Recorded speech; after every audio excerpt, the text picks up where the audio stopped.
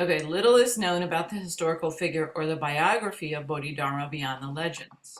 If this is all we know about him, why is he the most famous of all the millions of sages and scholars who have studied and taught the Dharma in China?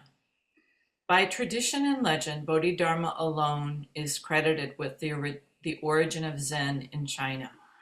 He set in motion the great Dharma vehicle of Chan, which would later be known as Zen in Japan and Son in Korea. From the very beginning, then, Bodhidharma galvanized a movement based on two methods: direct, unprecedented encounter and silent meditation. These two elements remain the heart of Chan down to the present day. In China, these methods made the practice of Buddhism accessible for anyone. Villagers, fishermen, women, illiterate farmers, even children. Chan democratized Buddhism in China, and because it accorded so well with Chinese tradition of Taoism and Confucianism, it spread rapidly throughout the land. These traditions, in turn, influenced the development of Chan, and ultimately because Chan was practiced so widely by ordinary people, it was not subject to the fickle whims of a regime and the trends of the elite.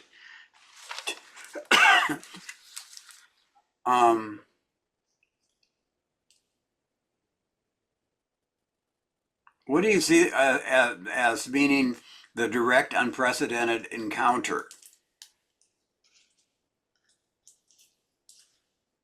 Encounter with what?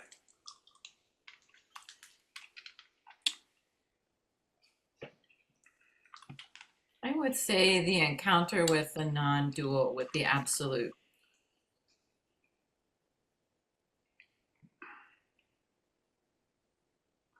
Where is it? Can you point it out, please, in the screen? Sure. Thank you.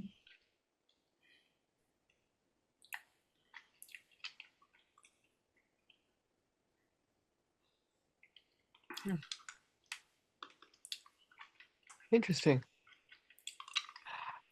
But Chan practitioners did not passively listen to a talk on the Dharma by their teachers.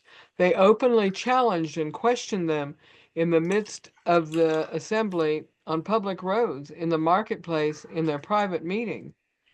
You think this is the encounter?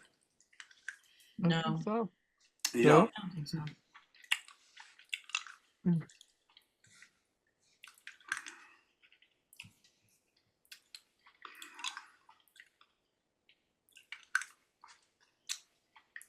Melen, you want to read this? Okay.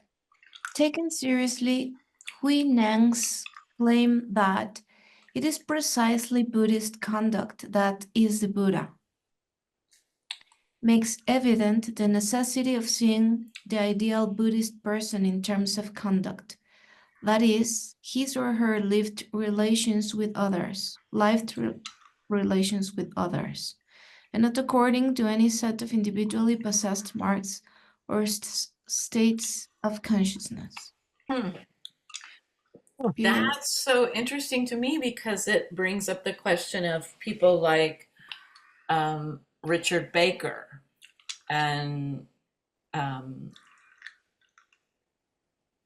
can never pronounce his name, the Tibetan teacher that was so well known for sleeping with his students.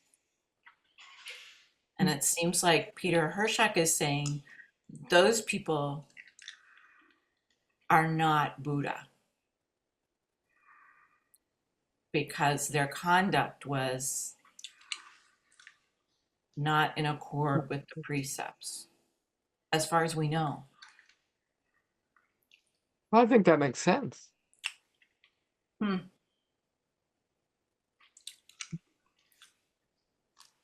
Interesting.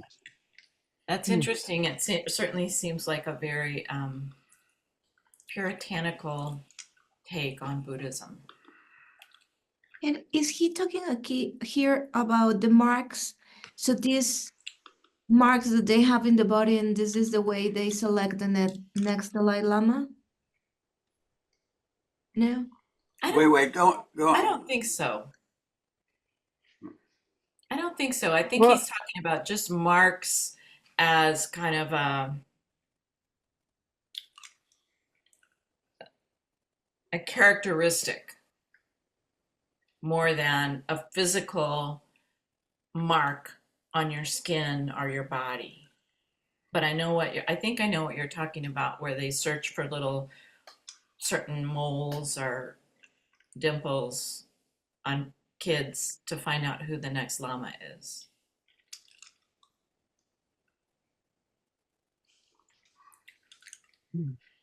Okay, now we're here. Okay. Zen koans are relational. Dramatic stories of such unprecedented encounters.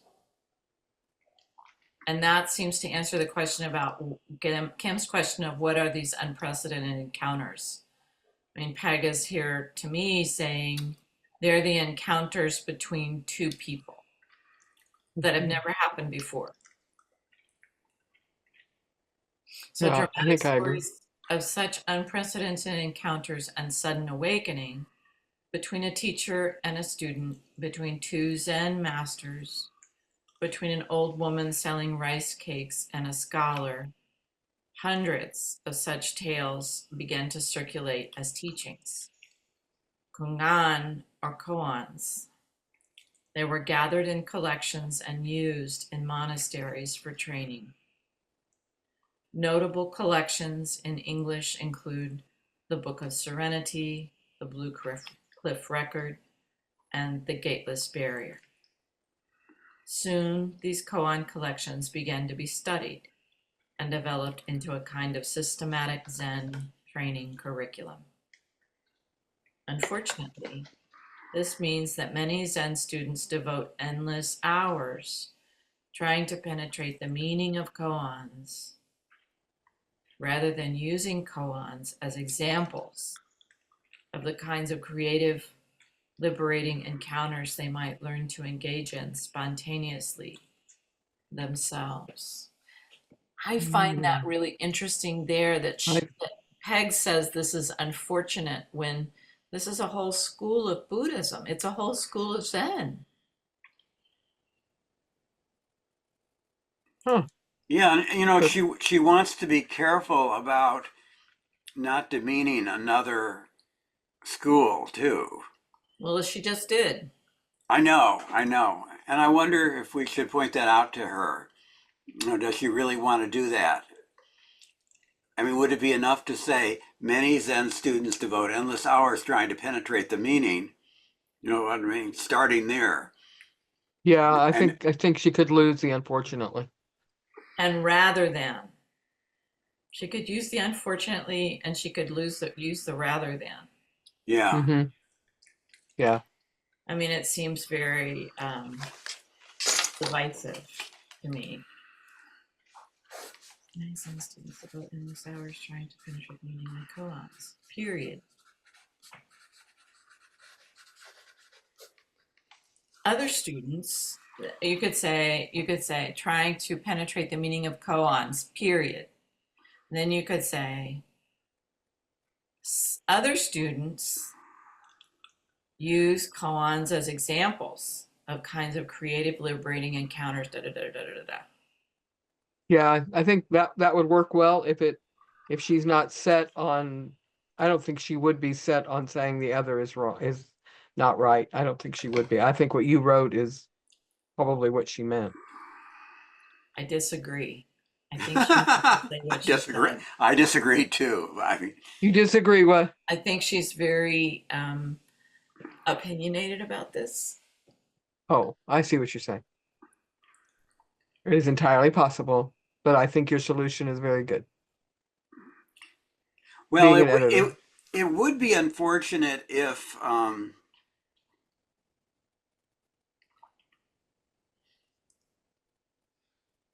this was totally not intended to be I mean, that's the other way of reading this, that it's unfortunate because they missed the boat, not that it's a legitimate way of working. Well, we'll have to talk to her about There is not one boat. it. There are many, many, many boats. I love that. And there are many, many paths. Yes, Yeah. I agree. This text is under the subtitle relational Encounters. Okay. relational Zen practice or something. What is this Oh, title? yeah. Scroll up, I Kim, and think let's she's see the talking. title. Huh? I wanted to see the title of the section. Yeah. So I think the opinion she's giving is in terms of this subtitle. Yeah, Okay. I guess we have to say too that the whole book is not really a scholarly tome. It's Hagg's lived experience. Well, let's go on. So you read last, right? Anne, Yes. why do we call the Zen interactions we find in koans unprecedented, enlightening encounters? They are unprecedented because in the tradition of Chan, they do not follow conventional social norms for relating, nor are they based on any common previous experience. They are not casual or superficial. However, they are not random utterances or bizarre gestures just to be provocative either. Rather, they carry the liberating potential for enlightening. No matter how unconventional they may be, they are somehow appropriate for that situation in that moment.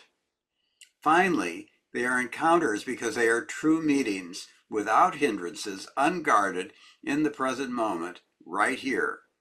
They powerfully demonstrate how we wake up and grow up in true meaning. Think about a time. I'm sorry. Go on. Think about a time in your own life when an unexpected response or a spontaneous remark surprised you out of your autopilot haze. For a moment, you are startled, fully awake. Children are masters of this.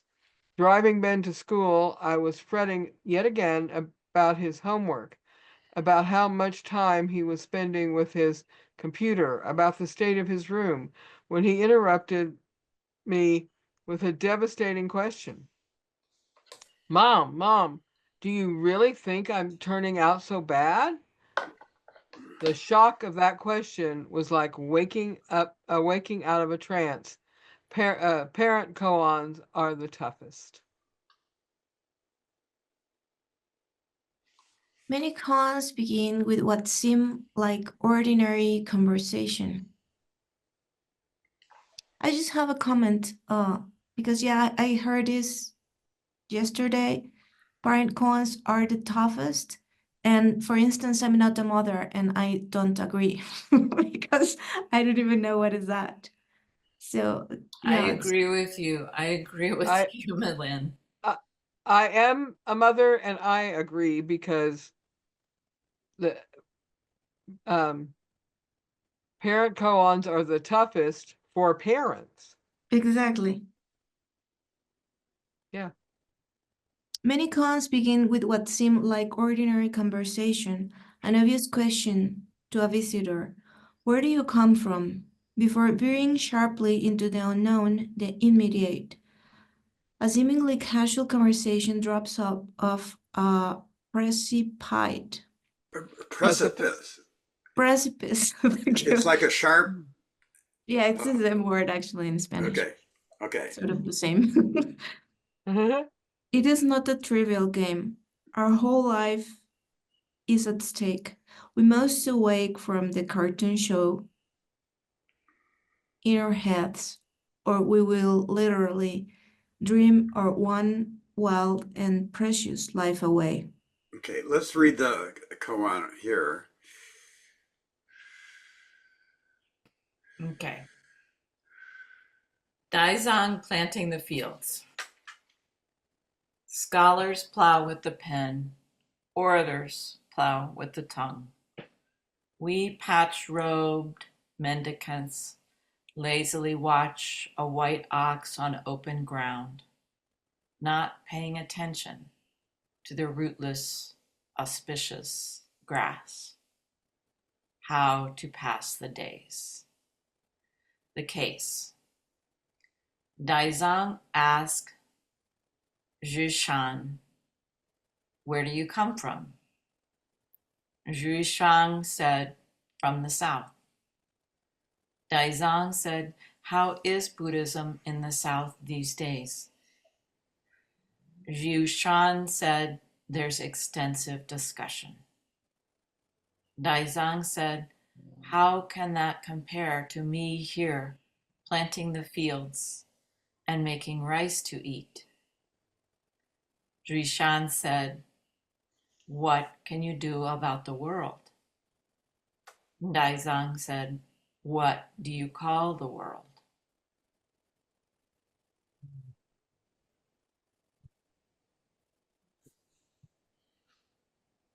The Book of Serenity, 100 Zen Dialogues, translated by Thomas Cleary.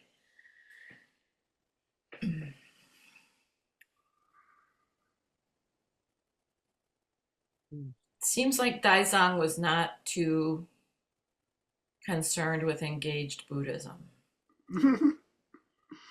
Or his engagement was his field. Yeah, I guess so. Yeah.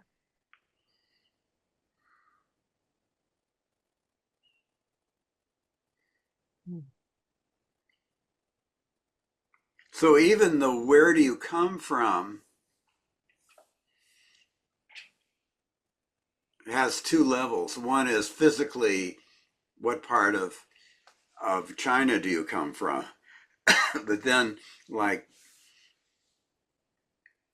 well, I was asked by a wonderful photographer the question, "What gives you?" I showed him my work, and he said, "What gives you permission to do this?"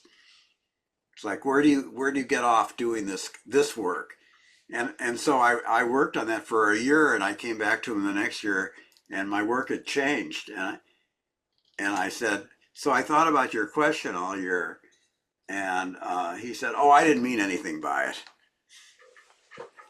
But anyway, it was. But "where do you come from" can have so many different meanings.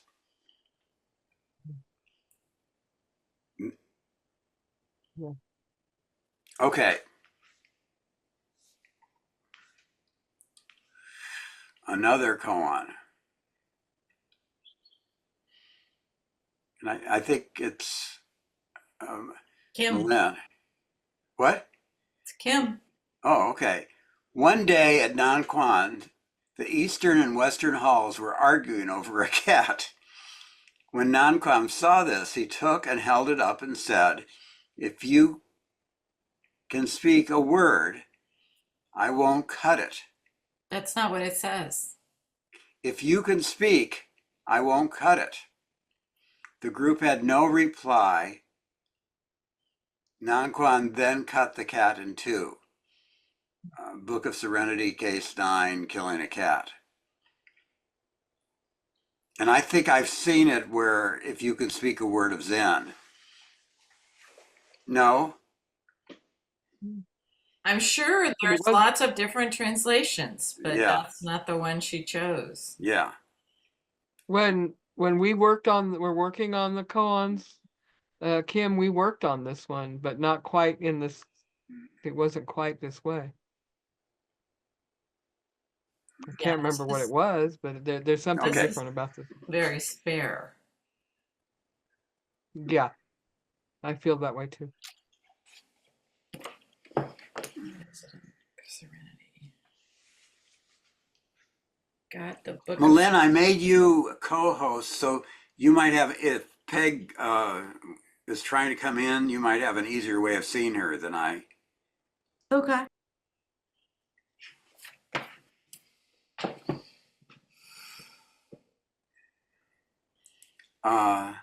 So now it's Melissa. Yep.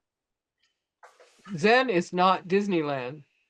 Nan masterfully demonstrates that our words and our silences have consequences. It's a matter of life and death. We don't have time in real encounters to study the situation and weigh our options. Our response must be immediate or the cat dies.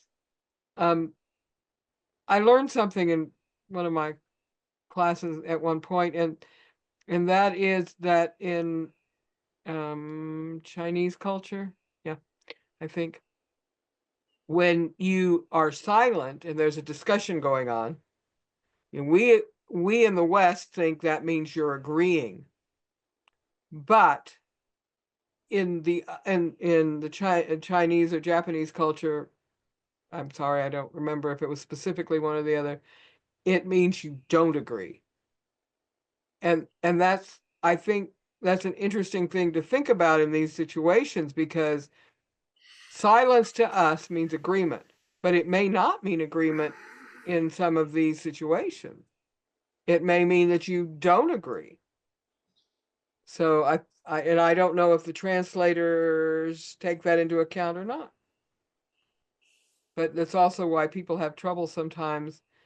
This particular person, he's an Episcopal priest, and he was saying that he never understood why people didn't understand that he didn't agree, because nobody ever told him that it was different, and he came here as a teenager, and so he didn't understand. Yeah, it's interesting. I mean,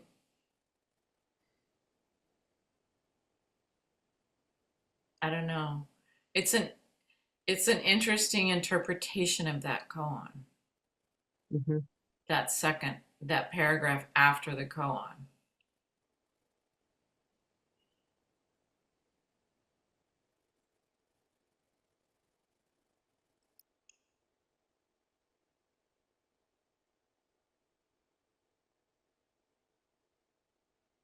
It does say, and our silences have consequences. But I'm not sure if that's again, it takes on meaning depending on where you're coming from, a different meaning. Yeah, and I think so many times we talk about our meditation or Zen in general creating a space Mhm. to consider, to slow down and try to look around and consider all the options you or all the elements that you're can become aware of, and then to make a choice. And this seems to be saying, no, our response must be immediate or the cat dies.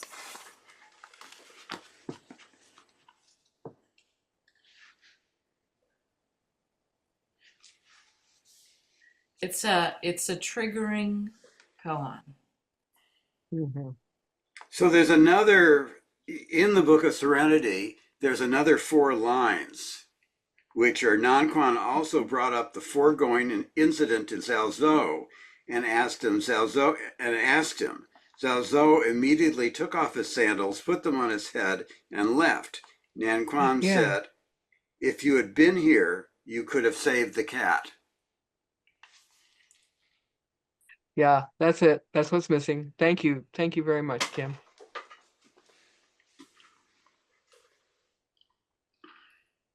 I just have a comment, and it is a comparison of Zen with Disneyland. I couldn't do that because in other continents and cultures, maybe very misunderstood. So for me, it's a strong one. And I know people that could be very upset about that. Wait, could you say more? Yeah. I don't understand. Well, Disneyland is not well received in many cultures or other continents. So it's not in other Very true. cultures, it's not like this lovely play, imagination world of fantasy and every dream come true. I think, Milen, you're saying that in other cultures it's like a symbol of exploitation. It has many Yeah. negative It definitely can be connotations. that. Yeah, I think it's a very Yeah. local comparison.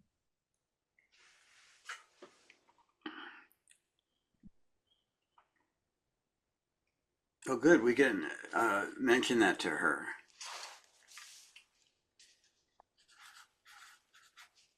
I'm going to be able to, let's see, who reads next? I'm sorry, I'm not sure where we are in the rotation. Don't remember.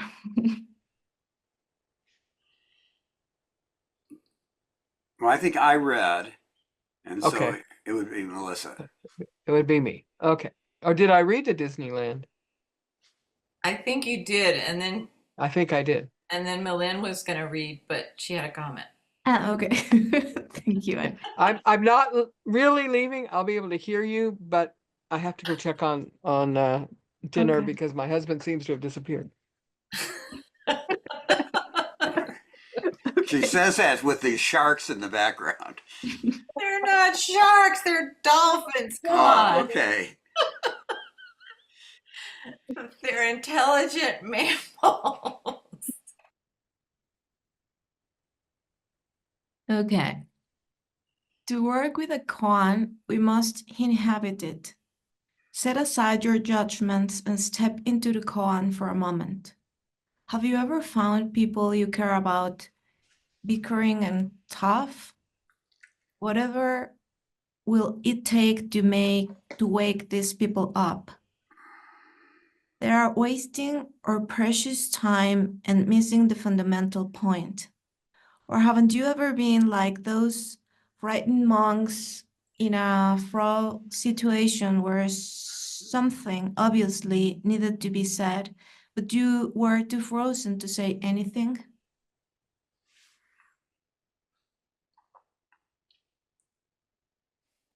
Sorry. As Jerry Garcia once remarked, somebody has to do something, and it's just incredibly pathetic that it has to be us.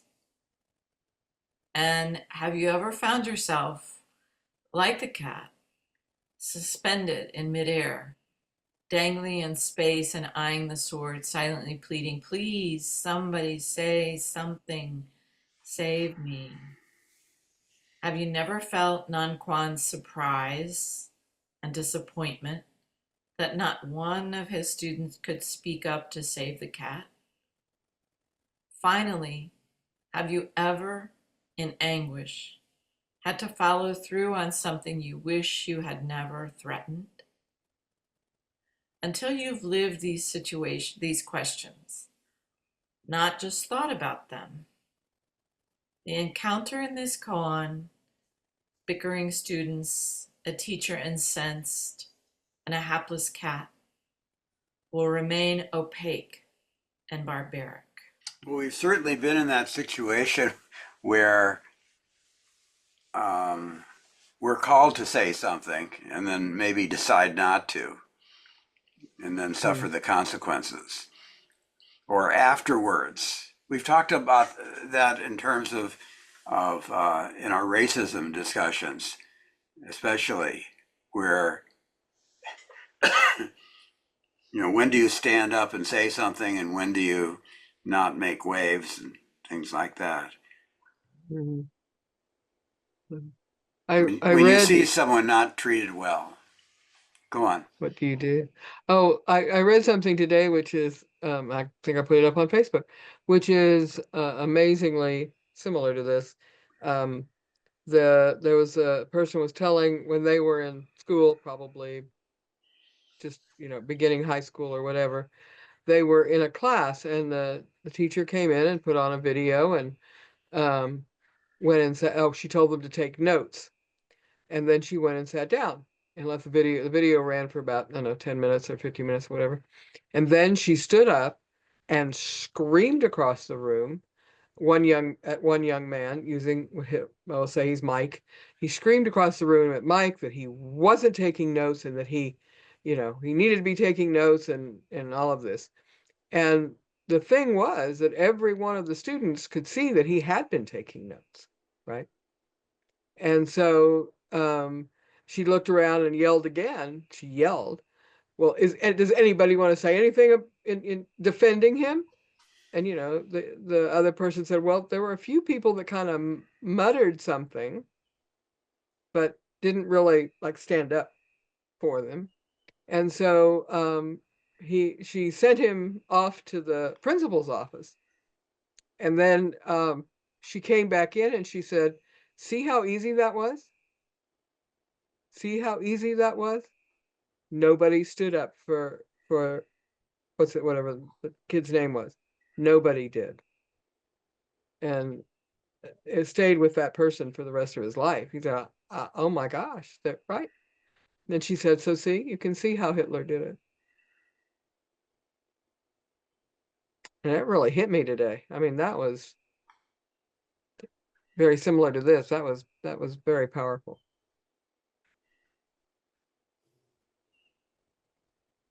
Yeah, that's similar to this. Mm-hmm.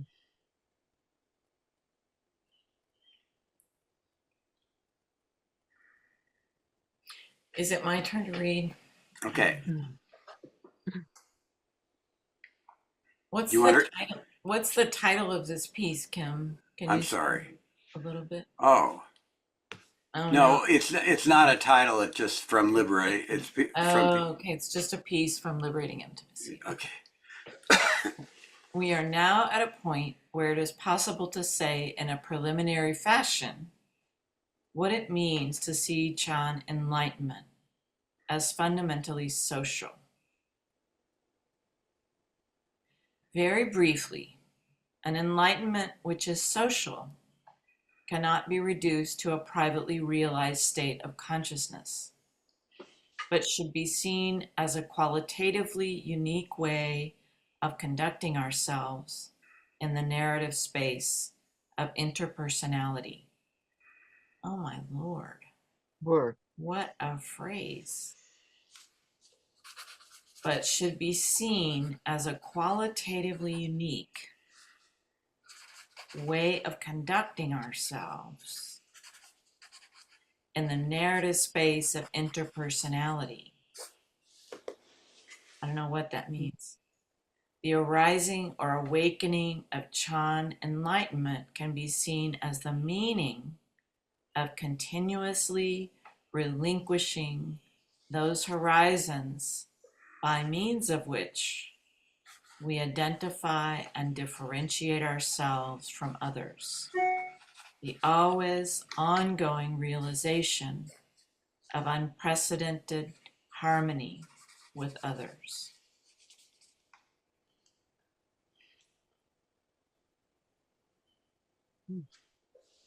Indeed, of the Enlightenment stories collected together in the various anthologies of Chan biographies, the majority of them pivot on a crucial, crisis-resolving communicative encounter. That is, enlightenment more frequently manifests not while sitting alone in the forest or meditation hall, but while conversing in the interview room, in front of the assembly in the Dharma hall, in the kitchen, on the dirt path leading to the monastery's fields, anywhere that master and student enter unpredictable and lively relation with one another. Not coincidentally, this conduct often involves such a dramatic release of tension that master and student find themselves bursting out in stomach-knotting fits of laughter and skeins of earthy spring-like verse. I would say that when he's saying, so enlightenment more frequently manifests, not while sitting alone, you don't hear about it. I mean, that's the whole point. He's talking about koans where somebody has written down this encounter and this dialogue. But the enlightenment that happens when you're sitting alone nobody ever writes about. I mean, that happens personally. I think he's saying something different, Hmm. that it doesn't occur Exactly. I think while he's sitting alone.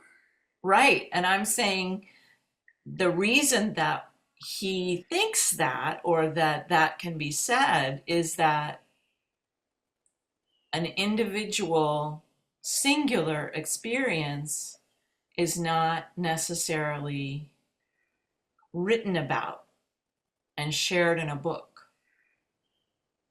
like koans are. But it doesn't mean that it doesn't happen or it doesn't happen frequently. It's just that it's a singular thing. I take it differently, that it doesn't happen to the extent that it happens when you're encountering something else, someone else. Right, I agree with what you're saying, that that's his premise, is that enlightenment more frequently happens in dialogue. Yes. And my response to that is that we hear about enlightenment that happens in dialogue. We don't hear about enlightenment that happens singularly because it's singular. Anne, so you feel like people who become enlightened by meditation singularly, however, they don't have the drive to share that as much as people who were in dialogue do? They're Or you just not, think it happens naturally?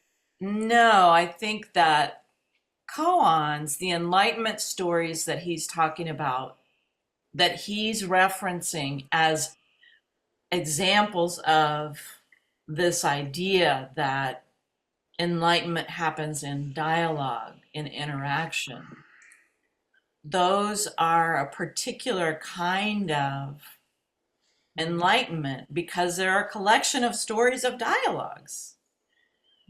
There's not a collection that I'm aware of, a collection of stories of people. Well, there is a story about that. Buddha did. The Buddha got enlightened sitting singularly. You know, there are not books of stories of people. I was sitting doing this kind of meditation and I had a realization. But there are collections of stories of these meetings between two or more people. So to use that, to me, it's not logical to use the book of stories of enlightenment with dialogue to say that enlightenment only happens through dialogue because look at all these stories.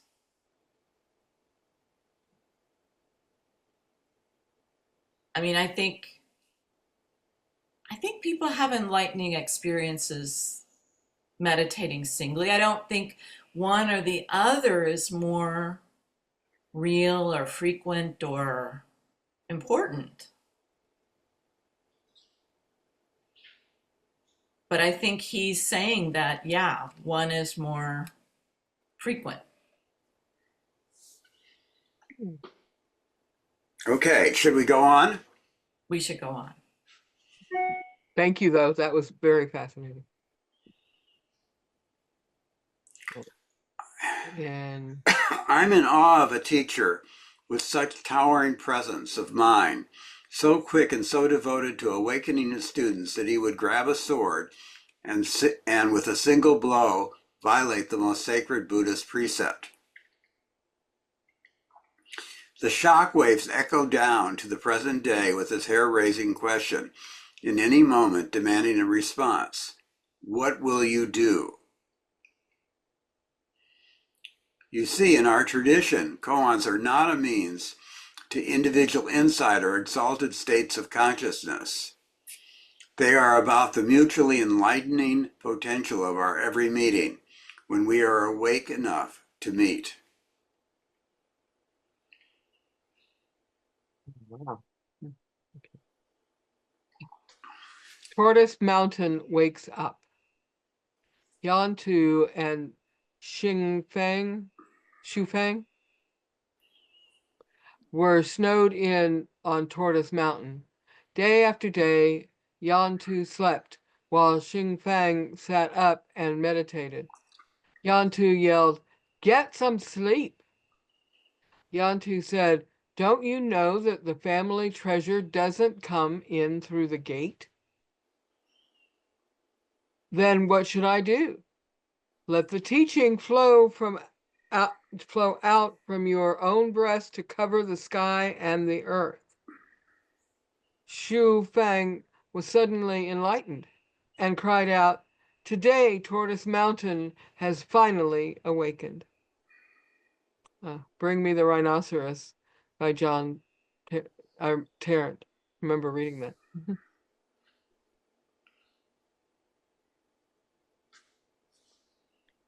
Every encounter has this potential electric energy. We can learn to release it in ourselves and in each other. The Sangha is a kind of arena for this practice. That is what meditation prepares us for. The double helix zazen and liberating encounter. This is the Zen's distinctive legacy and its DNA.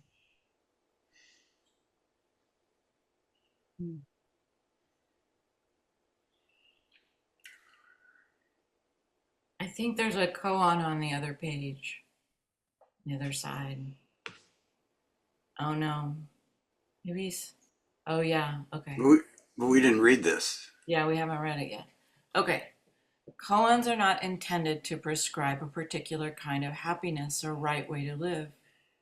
They don't teach you to assemble or make something that didn't exist before. Many psychological and spiritual approaches rely on an engineering metaphor and hope to make your mind more predictable and controllable. Koans go the other way. They encourage you to make an ally of the unpredictability of the mind and to approach your life more like a work of art. The surprise they offer is the one that art offers us. Inside unpredictability, you will not find chaos but beauty. Koans light up a life that may have been dormant in you. They hold out the possibility of transformation even if you are trying to address unclear or apparently insoluble problems. Today is not so different from the way it was in China. People are called on to survive terror attacks and random mayhem. And even the most domestic life has its quota of desperation and insoluble problems, and its requirements for unusual kindness. Today, people can find koans as helpful as they did long ago. John Tarrant, Bring Me the Rhinoceros and Other Koans to Bring You Joy.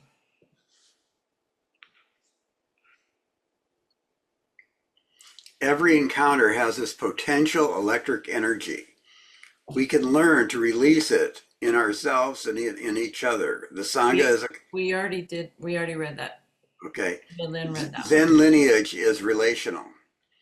Zen is not based on a sacred book or a set of authoritative texts or devotion to a guru or a divine figure.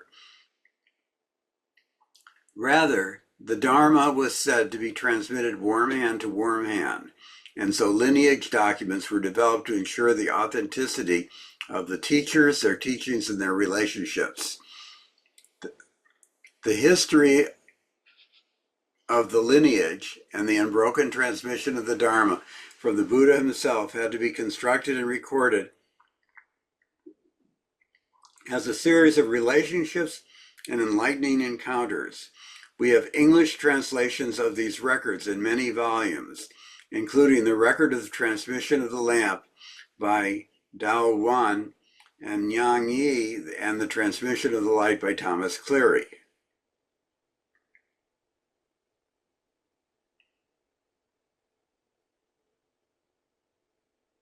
Oh, sorry. Took me a minute to find it. Although some of this history necessarily had to be fabricated from legend or from scant or no information about the Zen ancestors, the lineage tradition is honored today in informal Dharma transmission, which officially establishes the legitimacy and authenticity of Zen teachers through their relationship with their own teachers. Recently, the traditional male lineage documents provided in formal Zen ceremonies have been accompanied by lists of female Zen ancestors compiled and documented by contemporary scholars.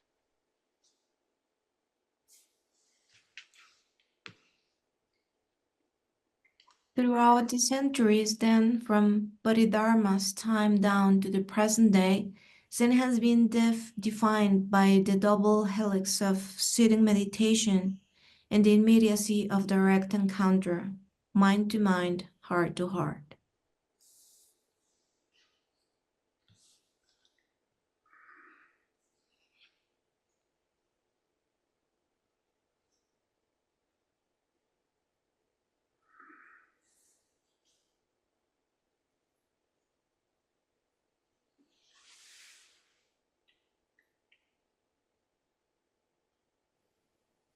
Do we want to read this or just look at it?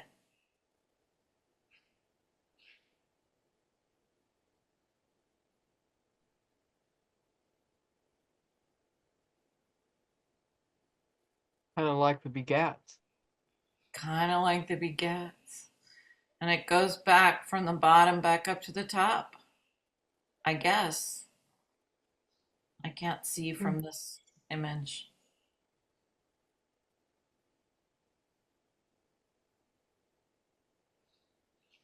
Huh. You want to keep reading, Milan? You just read a tiny little bit. No, you go ahead. Okay. Our dilemma.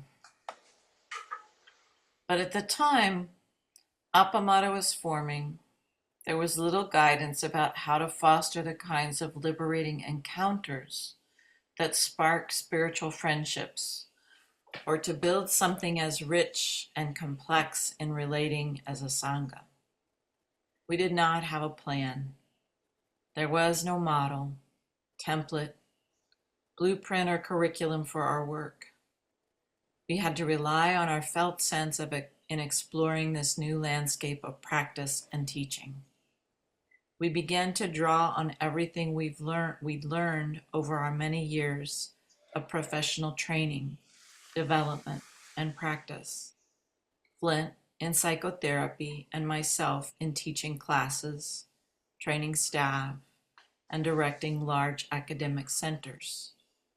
We had both trained in Hakomi, internal family systems therapy, and right use of power in addition to our Zen training, which gave us a shared language and a terrific set of resources. We'll learn more about those resources and others in Chapter 14, Tributaries. I think what has been so distinctive about our approach was the many ways we set about designing for spiritual friendship and Sangha building, programmatically and intentionally. Do you guys want to stop? I mean, it's almost 8 o'clock. Okay, Do you want to write? so we're going to start at the top of page 271. We were heartened.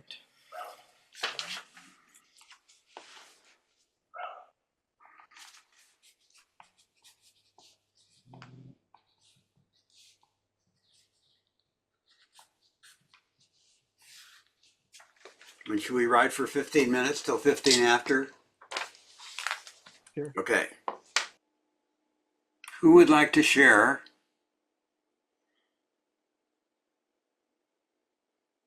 Anne would like to share, but she has to unmute unless it's going to be just a smile. Well, the first thing I wrote was I would like to hear Kim and Milen's take on John Terrence writing that Zen is like art, that unpredictability results not in chaos but in beauty. So mine was kind of a question to people that sort of officially are artists, about what you thought about that. I don't like beauty at all. I like chaos. So I'm not a good one to ask. So do you think unpredictability doesn't lead to chaos, but leads, you think Oh, it I love unpredictability? unpredictability. I mean, yeah. And I love chaos. Malen, did you have to unmute if you're going to say anything? Well, I think the type of beauty he's talking is not the, this aesthetic beauty you are referring right now.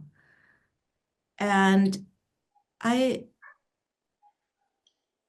like this idea of his. What I take is that something moves deep inside and something pure equals to beauty arises in a way that couldn't be on the surface, but just through this process, what he calls chaos. That was my take on that.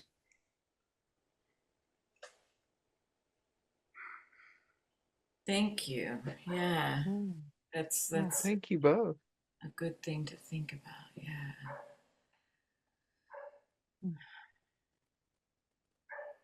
And how about the dolphins? The dolphins are just being. They are just being. That's so hard to do. I'm supposed to explain to someone tomorrow about how one does that. And it's not something you can Okay. do. Well, write it down because it would be lovely to know. Well, that's it. It's not something you can And I do. don't know how you can. Yeah, I admire you for giving it a The go. dolphins have it Yeah, down, I'm sure. I think so. I really do. Well, the dolphins and I can read. It's not. Okay. I don't know. I don't know what it is today. Um, Finding enlightenment through relationships, through conversations and intentional interactions. This leads me to think about my life, which I often feel I live defensively. I react to the people and the world around me rather than interacting with the people in the world. It is an odd thing to think about, really. I have been working on this for some time, working on listening, paying attention to others more carefully and fully, thinking about where they are in their lives and how they got there. I have been rather amazed to find so many people who, if we use the life as a path metaphor, are neither ahead of me nor behind me, but rather beside me, in a different lane perhaps, with different questions, questions equally important, needing answers, but on the same level as mine. I have only recently been truly aware that there is a quality on the path. I don't have to struggle to understand everything right now or to agree with anyone about everything. I just need to be aware, talk, and listen. Thank you. Thank you for listening.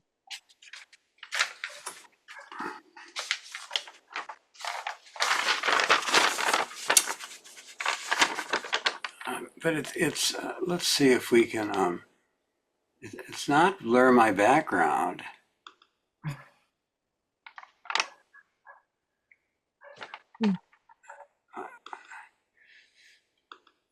Maybe it's this, just a second. That's it. Oh, that's much better. Okay, so I'll read it. I wonder if there is really an encounter because it all occurs in our head, as if it is all in this head, what we call an encounter. How can one encounter anything but themselves looking in a mirror, thinking they are seeing something other than light on their retina, and believing that it is out there where really the encounter is just right in there? So that's. So I had the thought, and then I decided I'm not going to write anything, and I drew the picture, and then I decided, well, I better write about this encounter that doesn't exist. And so Anne was asking about enlightenment that doesn't occur in an encounter, and is there anything, are there really encounters? So that's what I'm asking. And I want to show you this camera that I found. Are you ready for a really super camera? Oh my Oh God, my gosh. like an earring. No, it's Wow. rubber, and someone told me it must have come off a shoe. There's like these little things on shoes, but it's just so cool. Maybe. And then I I found like that. this. I found this yesterday outside of Appamada. Oh, I'll show you. It's a gift to the little Buddha.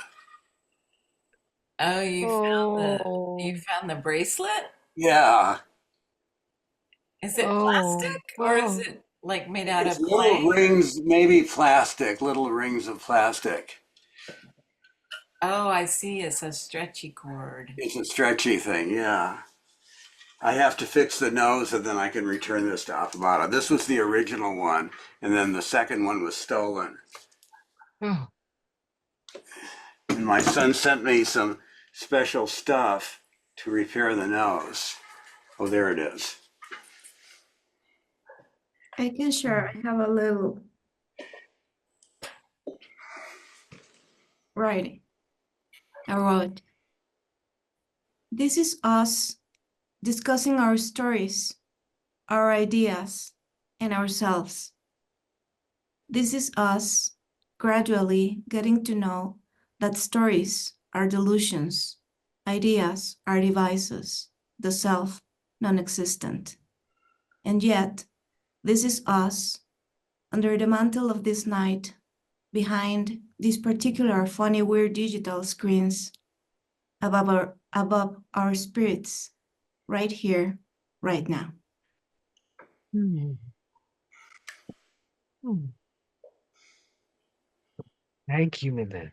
That's very beautiful. Beautiful. Thank you, thank you.